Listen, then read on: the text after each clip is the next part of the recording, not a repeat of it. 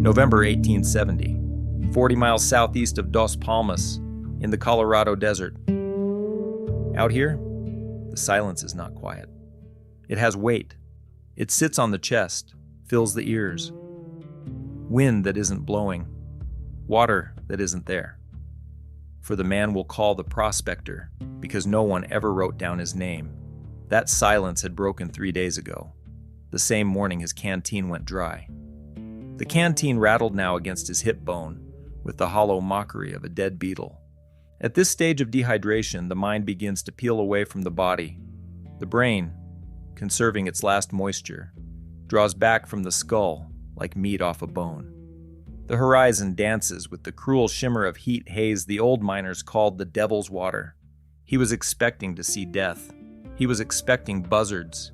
He was expecting the bleached white grin of a coyote skull. He was not expecting the creak of rigging. It was a sound from another world. The groan of timbers straining against a swell that did not exist. The whistle of wind through hemp rope. It stopped him dead. His boots sank into superheated silica. He rubbed eyes that felt full of ground glass and looked toward the base of the dune. The shape there did not belong to the geology of the Badlands. It was too symmetrical, too curved. It rose from the sand like the rib cage of a leviathan. He stumbled forward. The heat hammered the back of his neck. With each step, the details resolved with a clarity no hallucination could sustain. It was a hull.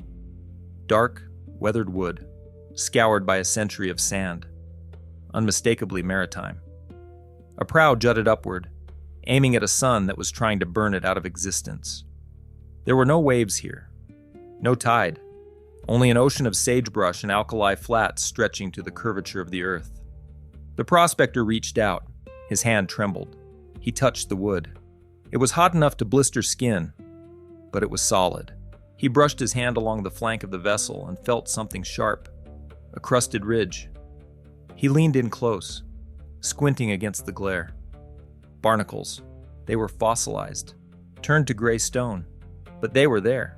Marine hitchhikers, clinging to their host in the middle of an inferno. The cognitive dissonance was enough to make a man weep. He had found a ship in hell. He scrambled up the side, his boots finding purchase on rotted strakes.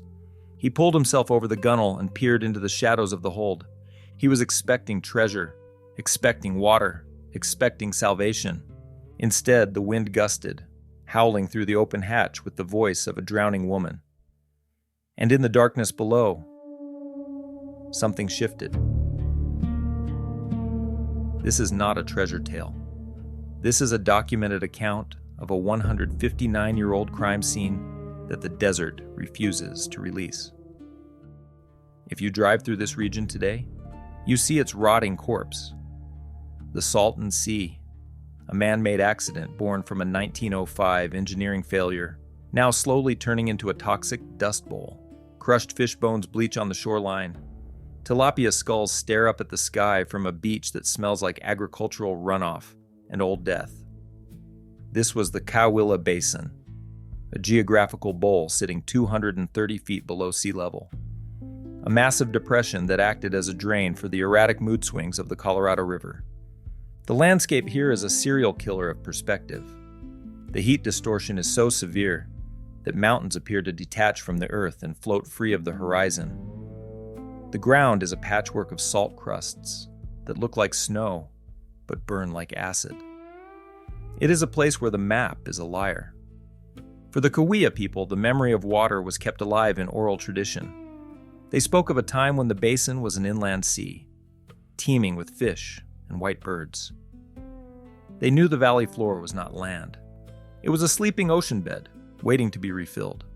For the white settlers, the prospectors and cattlemen pushing west in the 1850s and 60s, the desert was an obstacle, a gauntlet of death to be crossed as quickly as possible.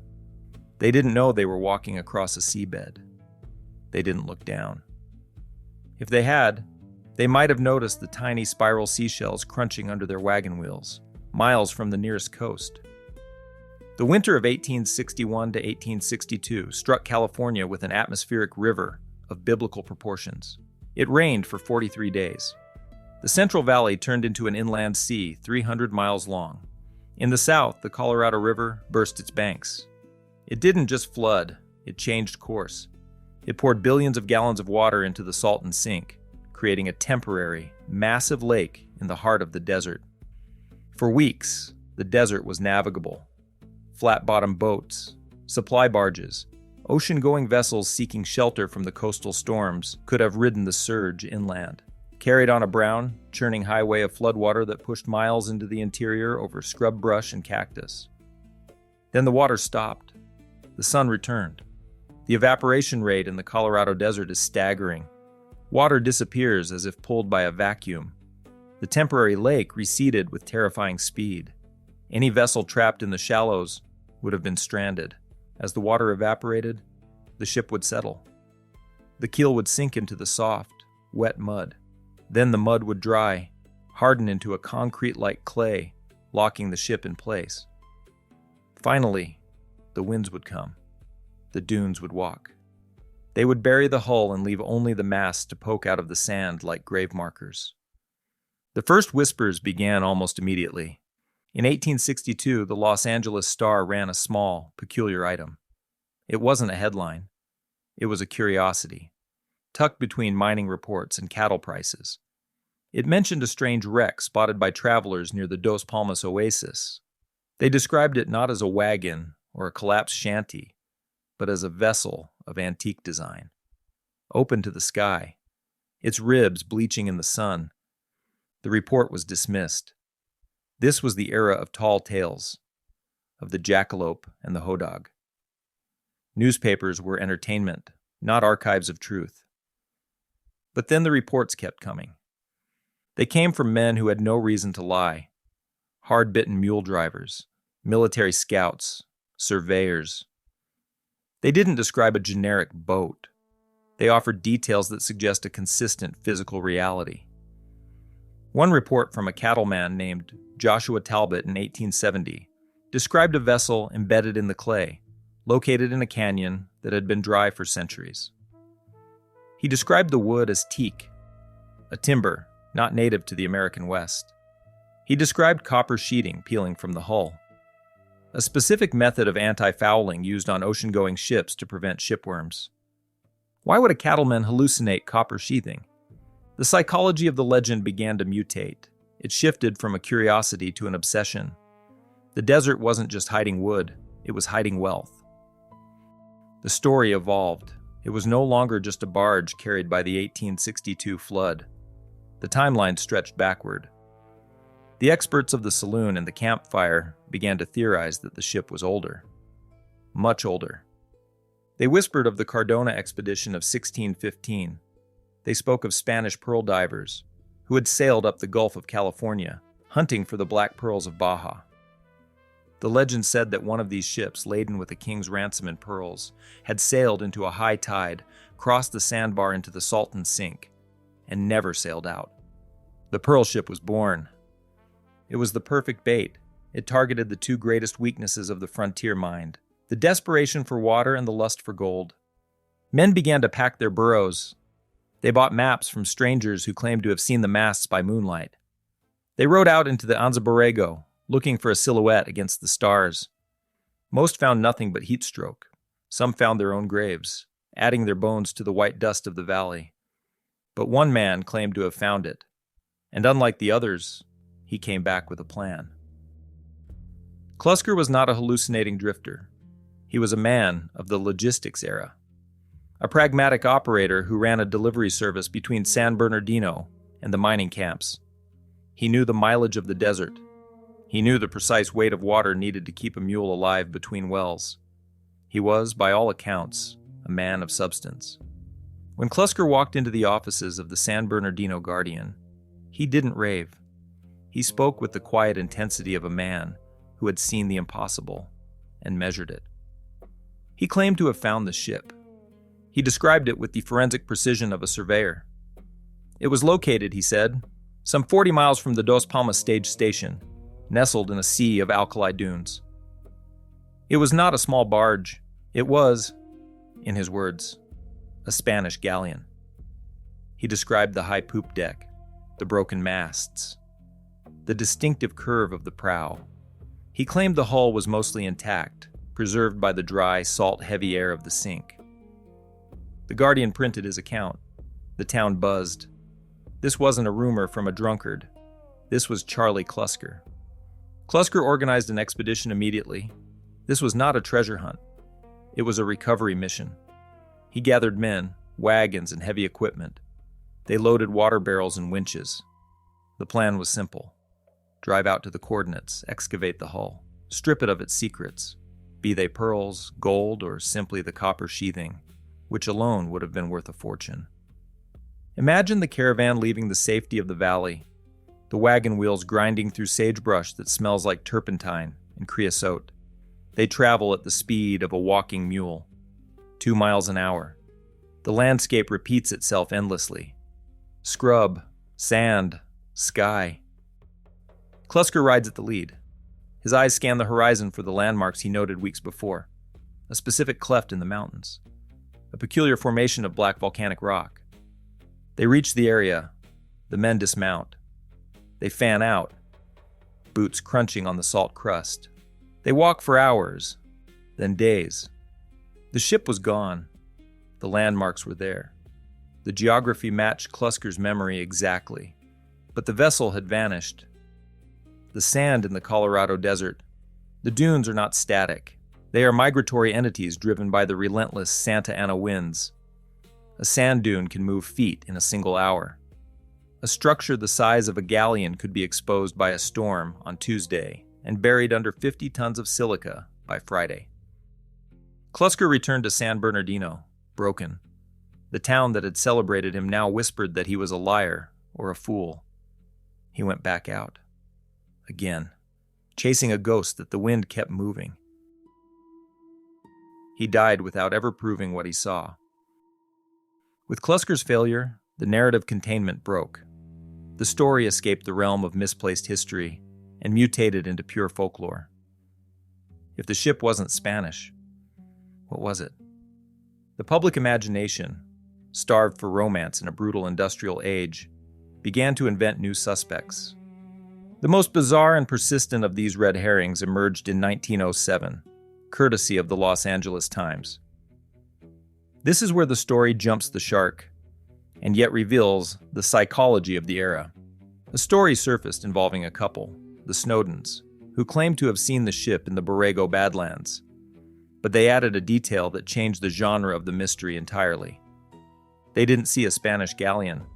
They saw round shields fixed to the sides of the vessel. They described a prow carved in the shape of a serpent, or a dragon. The headline screamed the impossible. A Viking-ship in the desert. The theory was intoxicatingly stupid, and yet, it caught fire.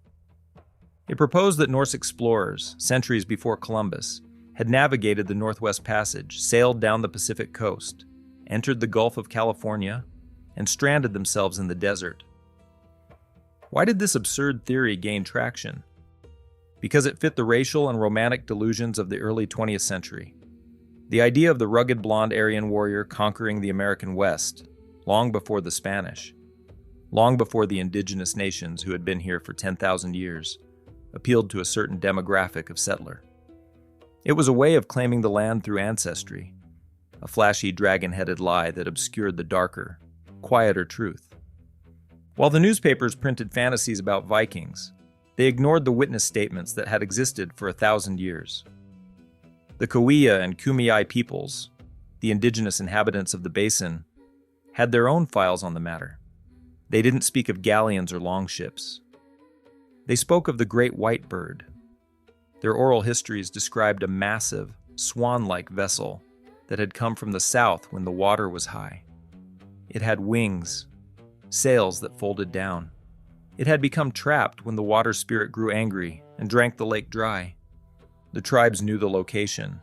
They avoided it. To them, the ship was not a treasure chest.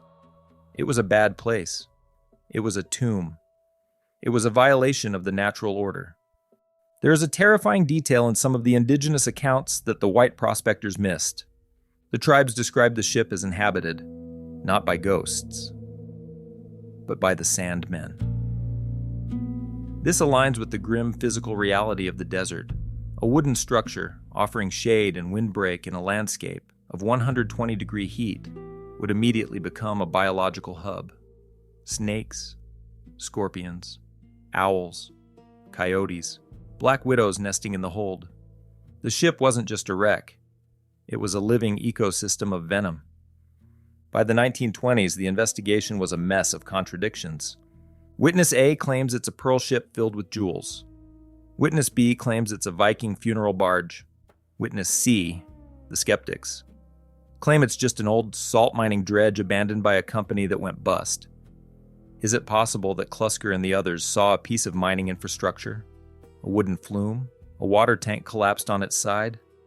Yes, it is the most rational explanation.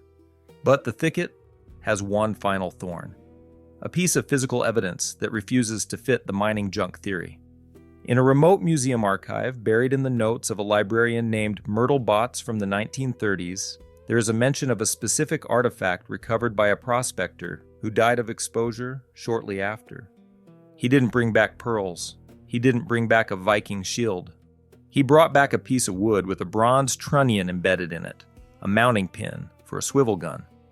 Mining dredges don't need swivel guns. The investigation was dead in the water, stuck in the sand trap of hearsay. It needed a break. It needed a new angle. For the legend of the ship of the desert, that moment comes with the introduction of a specific vessel, the Rosalia. We are no longer talking about Viking fantasies or misplaced mining barges. We are talking about a heist gone wrong. The year is 1615, or perhaps later in the blurry chronology of the 17th century. The Rosalia is a Spanish caravel, small, nimble, and drafted for a specific purpose: pearl diving. The Gulf of California was known as the Vermilion Sea. It was a biological treasure chest. The oyster beds of Baja yielded pearls of exceptional quality: black, pink, gold. The Rosalia was not an explorer. She was a harvester. She was filled with the stench of unwashed crewmen, the rot of shucked oysters, and a hold containing a chest of pearls worth, in modern equivalent, millions. The theory, supported by the specific geography of the Salton Sink, is that a massive tidal bore pushed the Rosalia over the delta silt and into the basin. A king tide, amplified by a storm surge. She didn't crash. She was captured. When the water receded, the crew found themselves stranded in a rapidly drying lake. They were sailors, not desert survivalists. They were miles from the ocean, surrounded by salt, with a fortune in the hold that was now heavier than lead. They walked away. They left the ship, intending to return with mules. Most died, but the legend survives because of one man, a tubercular monk named Tiburcio Moncada. Whether he is a real historical figure is debated by historians, but his testimony appears in multiple accounts from the 1870s, allegedly given on his deathbed. Picture the scene: a dingy room in a mission hospital, perhaps in Yuma or Sonora. The smell of sour wool and lung blood. Moncada is old. His skin is ruined by the sun. He is not speaking to a priest to save his soul. He is speaking to a lawyer to save his legacy. He claims he found the ship. He describes the Rosalia not as a wreck, but as a tomb. He says he tracked it to the coordinates passed down through rumors. He found the hull upright, buried to the gunnels in sand. He climbed inside. Here the narrative shifts into pure Gothic horror. Moncada describes the interior of the ship. The air is dry and cool. The light filters through the cracks in the deck planking, illuminating the dust motes dancing in the silence. He finds the captain's cabin. He finds the chest, the pearls. But he cannot carry them all. He is on foot. The greed fights with the survival instinct. He fills his pockets. He fills his boots. He takes as much as he can carry without killing himself. He leaves the ship, but the desert is jealous. Moncada claims he nearly died on the return trip. He lost the pearls, dropped them one by one, or buried them in a delirium intending to mark the spot. He reached civilization empty-handed, raving about a king's fortune guarded by a skeleton crew. He tried to go back. He never found it again. This testimony changes everything. The ship is no longer just a curiosity, it is a vault. The presence of the pearls explains the obsessive nature of the hunters who followed. It explains why men like Charlie Klusker would risk death. It wasn't archaeology, it was avarice. The Moncada story simmered for decades, but the desert wasn't done playing games. In 1933, the case was blown wide open again. Southern California was rocked by a massive earthquake. The San Andreas Fault, which runs directly through the Salton Trough, convulsed. In the town of Julian, nestled in the mountains overlooking the desert, windows shattered. But down in the Anza Borrego Badlands, the earth did something else. It purged. A landslide in Cambria Canyon reportedly sheared off the face of a cliff and dune complex. Following the quake, a homesteader named Myrtle Botts and her husband were hiking the area. They met an old prospector, a recurring archetype in this story. He was coming down from the slide area. He was shaken. He told them the earthquake had opened up a canyon that wasn't there before. And in that canyon, sticking out of the cliff wall, was the prow of a ship. The Bottses were not treasure hunters. They were locals. They hiked up. Myrtle Botts later wrote a detailed account. She claimed they saw it high up on the canyon wall. Exposed by the slide was the forward section of a large wooden vessel. The wood was gray and ancient. They didn't have a camera. They didn't have climbing gear. They marked the spot. They went back to town to get help. This is the standard tragedy of the story. When they returned a few days later, there had been an aftershock. The canyon wall had collapsed. The wound in the earth had healed over. The ship was buried again, this time perhaps under 100 feet of granite and sand. Why is the Botts sighting so critical? Because of the elevation. Critics of the legend always point out that the Salton Sea is below sea level. A ship could float there. But Cambria Canyon is above sea level. How does a ship get up a mountain? 1. Tectonic uplift. The Anza Borrego is one of the most seismically active places on Earth. The ground rises. Is it possible the resting place of the ship was pushed upward by the fault lines into an old waterway? 2. Perhaps the ship didn't come from the Salton Sea. Perhaps it came down the Colorado River during a flood stage so high it defied modern records, and was deposited in a canyon that was once a tributary. The Botts sighting raises the stakes. It suggests the ship isn't buried in the open dunes where Klusker looked. It suggests the ship is entombed in stone, fossilized into the mountain itself. And the pearls, if Moncada was telling the truth, and if the Bottses saw the same vessel, are no longer just lost. They are unreachable, locked inside a mountain, guarded by tons of unstable rock. The hunt shifted in the 20th century. It stopped being about prospectors with mules and started being about men with dynamite. But no one ever blasted the canyon open. The state park system was established. The land was protected. The dust from Charlie Klusker's wagons has settled, and here is the brutal truth of the ship of the desert. There is no keel in a museum in Indio. There is no bronze cannon sitting on a mantelpiece in San Diego. There is no bag of pearls. So do we dismiss the case? Do we bang the gavel and declare a mass hallucination? To do so would be an insult to the intelligence of the witnesses. It would be a failure to understand the nature of the desert itself. The Anza Borrego and the Salton Sink are not passive environments. They are active digestive systems. Wood, even teak, even oak, does not last forever. The sandblasting effect of the winds in this region can strip paint from a car in a single storm. Over 300 years, the exposed ribs of a galleon would be whittled down to toothpicks. The buried hull would be crushed by the weight of the dunes, or rotted by subterranean alkali moisture. The ship likely did exist. The sheer volume of independent reports, from the Indigenous oral histories to the 1862 cattlemen, to Klusker, to the Botts family, suggests a physical reality. Mass hysteria rarely sustains itself for a century with such specific, consistent details. It is highly probable that a vessel, perhaps a Spanish pearl ship, perhaps a Jesuit supply barge, perhaps a 19th century opium runner, was trapped by the floodwaters, but the desert committed the perfect crime. It destroyed the evidence. In 1949, a UCLA student named Simmons launched a massive search based on the Viking theory. He had jeeps, metal detectors, aerial support. He found nothing. But in the 1970s, a different kind of discovery was made. Hikers in the deep desert began finding pieces. Not a whole ship. Fragments. A weathered plank with a hand-forged nail.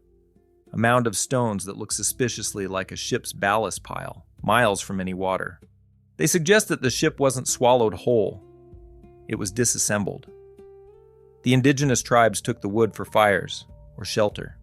The early prospectors stripped the copper. The wind took the rest. The ship was not lost. It was repurposed by the land and its people. It was metabolized. We end not on the mystery, but on the tragedy. Why does this story haunt us? Because the ship of the desert is the ultimate symbol of unrequited hope. It represents the thing we all fear, that salvation is just over the next dune, but we can't reach it. That there is a fortune waiting for us, but we don't have the map. It mirrors our own desires. And the tragedy is not that the ship isn't there. The tragedy is that we never stop looking. That was The Lost Ship of the Mojave, written and performed by the author, me, James Cawley. Some stories are about what we found. This one is about what we keep looking for. There is a kind of haunting that doesn't come from ghosts.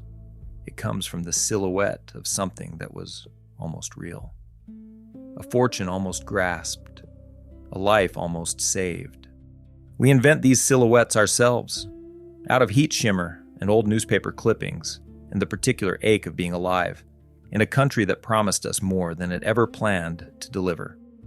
My name is James Cawley, and you're listening to Dust and Echoes. If you like stories like this, stories that linger on the edge of the map, where the heat distorts the truth and the wind carries names no one wrote down, where every grain of sand might be a fragment of something that almost happened, then you're in the right place. I'm glad we found you. Make sure to visit enterthedust.com. The secret episode is there, still waiting for you. I release a new story just like this one, in cinematic audiobook format every single week, right here. Until next time, remember this: the desert never lies to us. It only repeats itself, quiet and patient. But we refuse to hear its voice, because we need to see what the wind has revealed just past the next dune.